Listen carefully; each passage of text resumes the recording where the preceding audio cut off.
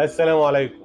هنتكلم النهارده ان شاء الله تعالى عن الحرب ما بين ايران وما بين اسرائيل.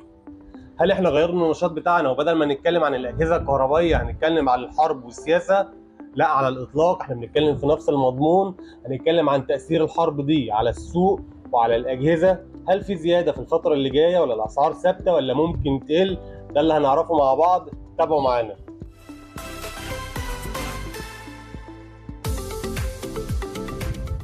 الفترة اللي فاتت إسرائيل كانت بتضرب في غزة تقريبا، هدمت البنية التحتية بتاعة البلد كلها، قتلت آلاف الأشخاص، شردت وأصابت مئات الآلاف من الأشخاص، وكانت في نفس الوقت بتضرب في لبنان وبتضرب في سوريا وبتضرب في اليمن.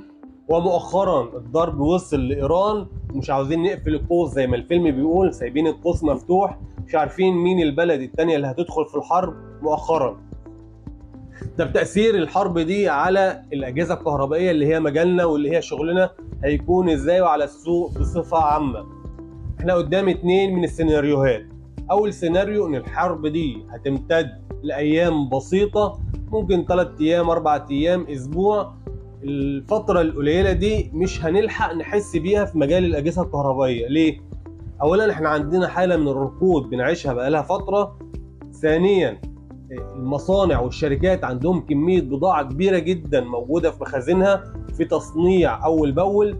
الحاجة التانية إن التجار ذات نفسها عندها كميات كبيرة من البضاعة موجودة في المخازن بتاعتها، فعما نقص البضاعة يبدأ والتصنيع يقل، مش هنلحق نتأثر بالحرب دي لو امتدت لعدة أيام بسيطة.